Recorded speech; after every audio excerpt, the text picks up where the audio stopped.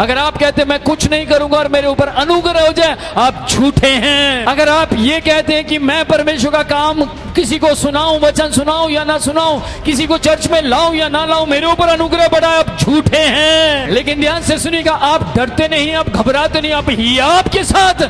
Praise the Lord, Praise the Lord. आप सबको मेरी तरफ से जय मसीह की। Praise the Lord to everyone from my side. ध्यान से सुनिएगा, यूहन्ना 14 अध्याय उसकी 26 आयत में परमेश्वर का वचन क्या कहता है। Listen to me carefully. What does the word of God says in John chapter 14 verse 26? यहाँ लिखा है कि परंतु सहायक अर्थात पवित्र आत्मा जिसे पिता मेरे नाम से भेजेगा, वह तुम्हें सब बातें सिखाएगा और जो कुछ मैंने तुमसे कहा है वह सब तुम्हें स्मरण कराएगा। So John chapter 14 verse 26, the word of God says, "But the helper, the Holy Spirit, whom the Father will send in my name, he will teach you all things and bring to your remembrance all things which I said to you." ध्यान दीजिएगा इस बात के ऊपर कि Bible कहती है जब पवित्र आत्मा आएगा, जब तुम्हें पवित्र आत्मा यानी पवित्र आत्मा जो जिसका नाम सहायक है, अर्थात सहायक, वो जब आएगा तो वो तुम्हें सिखाएगा।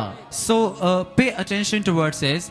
This word of God says that when that helper, the Holy Spirit will come here, he will teach you. और पिता मेरे नाम से, यीशु मसीह अपने चेलों से कह रहे हैं, पिता मेरे नाम से तुम्हें पवित्र आत्मा देगा। And Jesus Christ is saying to his disciples that the Father will give you the Holy Spirit through my name. जब यीशु मसीह पृथ्वी के ऊपर थे, जैसे मैं पृथ्वी पर खड़ा हूं या ये पृथ्वी पर खड़े हैं, आप लोग पृथ्वी पर बैठे हैं, ऐसे ही जब यीशु मसीह पृथ्वी पर थे, When Jesus Christ was upon this earth, when he was alive on this earth, तो बहुत सी बातें उस समय में चेलों को यीशु मसीह की समझ नहीं आती थी। so there were a lot of things of Jesus Christ which the disciples could not understand. और वो कहते थे कि हमें प्रभु तेरी ये बात समझ नहीं आई। And the disciples used to say that, Jesus, we could not understand your this word. आप क्या कहना चाहते, हमें कुछ समझ नहीं आ रहा। We couldn't get what you are trying to say.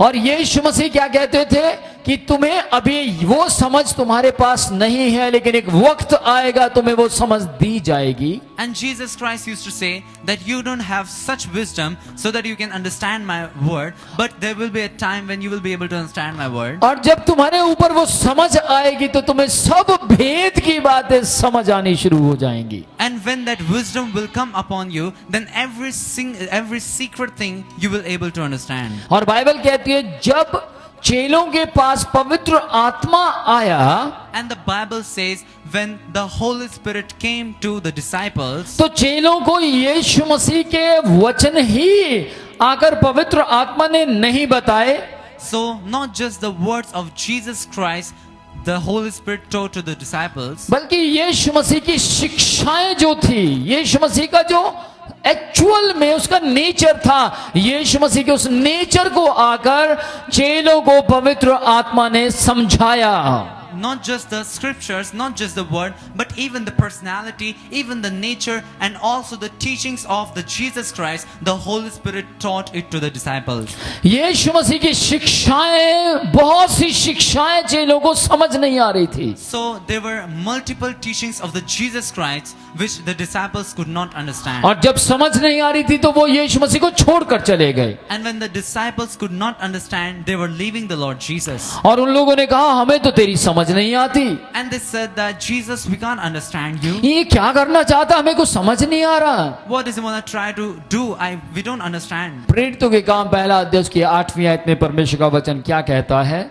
What does the word of God says in Acts chapter 1 verse 8? यहाँ लिखा, परंतु जब पवित्र आत्मा तुम पर आएगा तब तुम सामर्थ पाओगे, यरूशलेम और सारे यहूदिया और सामरिया में पृथ्वी की छोर तक मेरे गवाह होंगे। So Acts chapter 1 verse 8, the word of God says, "But you shall receive power when the Holy Spirit has come upon you, and you shall be witness to me in Jerusalem and in all Judah and Samaria and to the end of the world." ध्यान दीजिएगा, जैसे पवित्र आत्मा कहता है तुम पर आएगा, तुम यहूदिया में, सारे यहूदिया में, सारे सामरिया में, और क्या कहता है, सारे यरूशलेम में और सारी पृथ्वी की छोर तक तुम मेरे गवाह हो जाओगे। So listen carefully what Jesus said. He said, when the Holy Spirit will come upon you, you will be my witness in Jerusalem, in Judah, in Samaria, until the end of the earth. ध्यान दीजिएगा, सभी लोग कहते हैं, सब लोग, किसी भी मसीह व्यक्ति से पूछिए कि आपने आत्मा पाया? हाँ जी, आत्मा है मेरे पास. So listen to me carefully. If you ask to any Christian people, you ask to him that, have you received the Holy Spirit? So they will surely say that, yes, we have the Holy लेकिन Spirit. आज आप अपने दिमाग के अंदर, आज आप अपने हृदय के अंदर इस आयत को, जिसमें लिखा प्रेरितों के काम पहला अध्याय उसकी 8वीं आयत को रखकर छोड़ दीजिए. But today you need to keep this verse, which we can find in Acts chapter 1 verse 8. You need to keep this verse into your heart. क्यों छोड़िए? क्योंकि इसमें एक बात लिखी है, तुम मेरे गवाह होगे.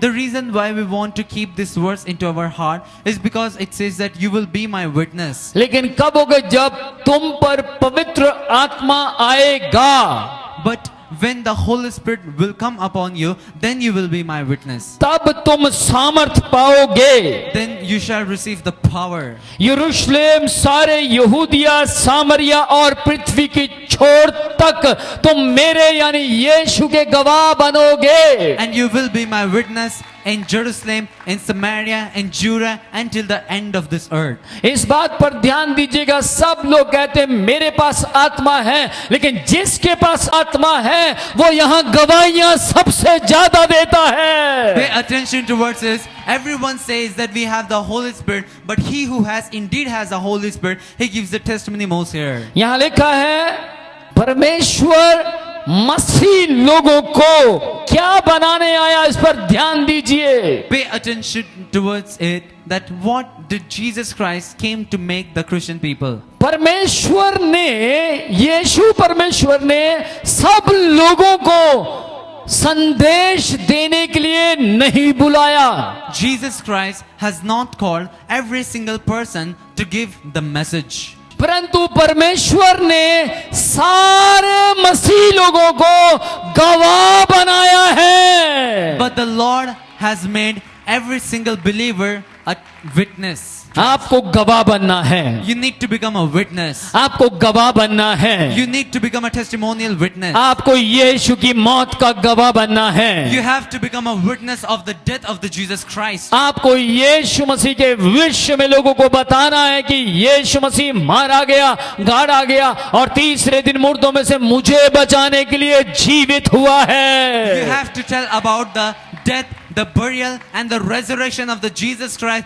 to all the people, that he rose from the dead in order to resurrect me. और जो गवाह होते हैं उनके पास गवाहियां होती हैं. And the people who are witness, they have a testimony. Bible परमेश्वर का वचन कहता है पतरस गवाह बना. So the Bible word of God says that Peter was a witness और एक स्ट्रॉन्ग गवाह बना वो. and he became a strong witness. प्रेरितों के काम 4 अध्याय उसकी 33 आयत में लिखा वो गवाह बना. So if we will read Acts chapter 4 verse 33, we can find that the Peter became a witness. केवल पतरस ही गवाह नहीं बना, बल्कि सारे प्रेरित गवाह बने. Not just the Peter was the witness, but every single apostle was a witness. और अगर आप प्रेरितों के काम 4 अध्याय उसकी 33 आयत को बड़े ध्यान से पढ़ें, If you will read the word of God in Acts chapter 4 verse 33 precisely, यहाँ लिखा प्रेरित बड़ी सामर्थ से प्रभु यीशु के जी उठने की गवाही देते रहे और उन सब पर बड़ा अनुग्रह था. it's written here, and with great power the apostles gave witness to the resurrection of the Lord Jesus, and great grace was upon them all. ध्यान दीजिएगा इस बात के ऊपर कि परमेश्वर का वचन क्या कहता है.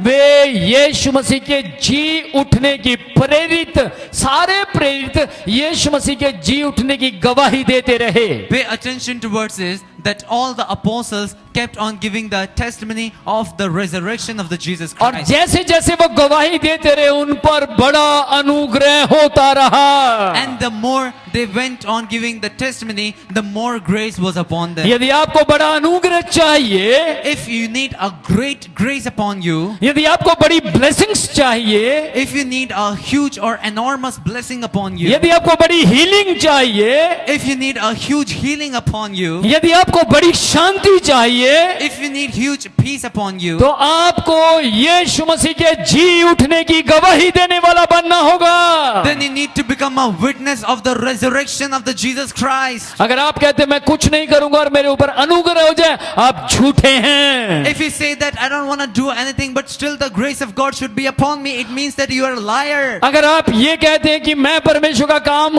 किसी को सुनाऊं, वचन सुनाऊं या ना सुनाऊं, किसी को चर्च में लाऊं या ना लाऊं, मेरे ऊपर अनुग्रह बढ़ाए, आप झूठे हैं। If you say that whether I preach the word of God to anyone or not, I bring someone to the church or not, but still the grace of God is upon me, it means that you are a liar. लेकिन ध्यान से सुनिएगा, आप डरते नहीं, आप घबराते नहीं, आप हियाव के साथ यीशु मसीह के जी उठने का प्रचार करते हैं, आप सच्चे हैं। But listen to me carefully. If you're not dismayed, if you're not disturbed, and you preach with the confidence for the word of God, it means that you are a true. ध्यान दीजिएगा इस बात के ऊपर। Pay attention towards it. वे लोग एकता में रहते थे।